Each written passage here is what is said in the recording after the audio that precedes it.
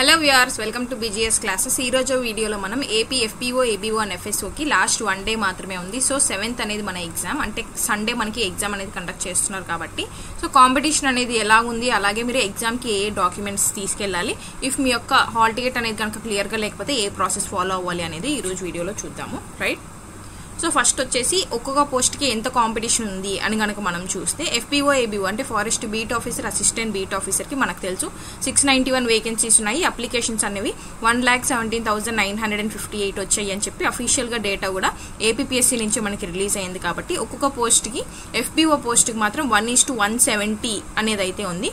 అంటే అప్రాక్సిమేట్గా ఒక్కొక్క పోస్ట్కి మీరు ఎంతమందితో కాంపిటీషన్ అనేది ఉంటుంది అంటే 170 మెంబర్స్తో కాంపిటీషన్ ఉంటుంది. అంటే మీరు అర్థం చేసుకోండి, ఒక్క పోస్ట్లో మీరు ఒక్కరితో రాస్తే 170 మెంబర్స్ని దాటితే మనం సరిపోతుందా అంటే మన జోన్లో వేకెన్సీస్ కూడా మనం చూసుకోవాలన్నమాట. మీ జోన్లో మీ డివిజన్లో ఎన్ని వేకెన్సీస్ ఉన్నాయి అనేది కూడా చూసుకోండి. దీన్ని బట్టి కూడా ఈ నెంబర్ అనేది చేంజ్ అవుతుంది. బట్ రఫ్గా ఒక ఫిగర్ కోసం అయితే 1:170 రేషియోలో మెయిన్స్కి అయితే తీయడం జరుగుతుంది అనమాట. రైట్, అలాగే FBO అండ్ ABO ఇవి రెండింటి మధ్య కూడా డిఫరెన్స్ అనేది అబ్జర్వ్ చేయండి.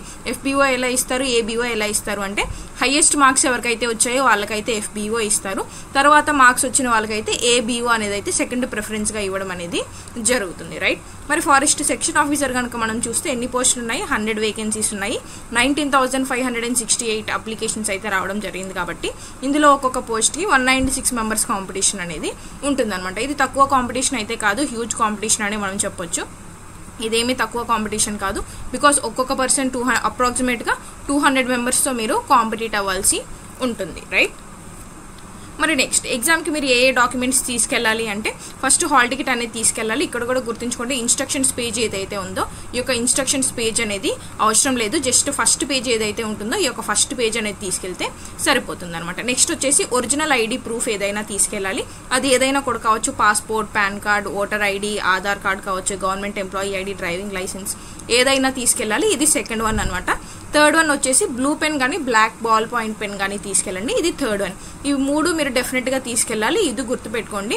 అండ్ ఇక్కడ ఇంకా ఇంపార్టెంట్ పాయింట్ నేను ఏం చెప్పదలుచుకున్నాను అంటే ఈ యొక్క పెన్లో కూడా బ్లాక్ కలర్ ప్రిఫర్ చేయడానికి ట్రై చేయండి. బికాస్ బ్లూ కనుక మనం యూస్ చేసాం అనుకోండి, మన OMRs మనకు తెలుసు, మనం బబ్లింగ్ చేస్తాం కాబట్టి ఈ యొక్క బబ్లింగ్ స్కానింగ్ అవుతాయి అనమాట. ఈ యొక్క స్కానింగ్ మెషిన్స్లో బ్లాక్ కలర్ అనేది అయితే ఈజీగా రికగ్నైజ్ చేయడానికి అవుతుంది. బికాస్ మెషిన్స్లో బ్లాక్ కలర్ అనేది ఈజీగా రికగ్నైజ్ అవుతుంది, బ్లూ కలర్ అంత ఈజీగా రికగ్నైజ్ అవ్వదు. కాబట్టి ప్రిఫర్ బ్లాక్ ఇఫ్ పాసిబుల్.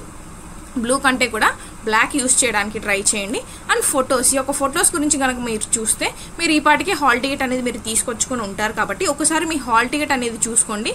మీ యొక్క ఫోటో అలాగే మీ యొక్క సిగ్నేచర్ అనమాట, ఇవి రెండు కరెక్ట్గా ఉన్నాయా అంటే బ్లర్ లేకుండా క్లారిటీగా ఉన్నాయా లేదా అనేది ఒకసారి చూసుకోండి.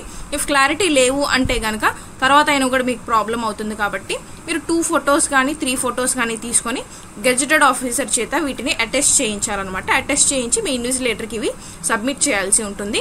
అలాగే ఈ యొక్క హాల్ టికెట్ ఏదైతే ఉంటుందో ఈ యొక్క హాల్ టికెట్ని ఎగ్జామ్ అయిపోయిన తర్వాత ఇంక ఇది యూజ్ లేదు అని అయితే అనుకోకండి. హాల్ టికెట్ అనేది ఆల్ ద రిక్రూట్మెంట్ ప్రాసెస్ ఏదైతే ఉందో ఈ ప్రాసెస్ మొత్తం కంప్లీట్ అయ్యే వరకు మీ దగ్గర సేఫ్గా దాచిపెట్టుకోవాలన్నమాట. రైట్, సో ఇవి 3 మీరు తీసుకెళ్ళాలి. ఇంకా మీకు ఏమైనా డౌట్స్ ఉన్నాయంటే do comment in the comment section.